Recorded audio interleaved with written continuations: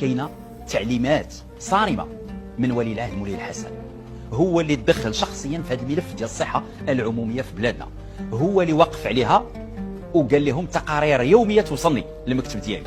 راه هذاك الشيء علاش وزير الصحه كيتجارى دابا، واللجان كيتجاراو، العمال الولاد كلشي كيجري وكيديروا تقارير على المستشفيات.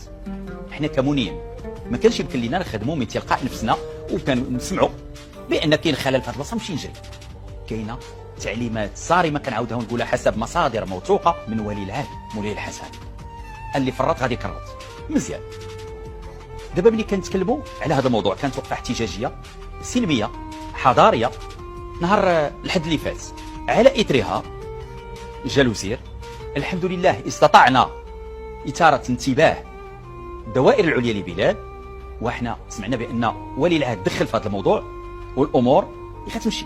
حنا ما كنقولوش يعني جا الوزير البارح وصلوا تجهيزات كثيره الى مستشفى الحسن الثاني، سكانير جديد، وصل الادويه، وصلوا لي رياكتيف، داك الشيء اللي كنت كنتكلم عليه راه وصل. الاطباء التحقوا بالمستشفى، ما كاينش سليت غتخدم.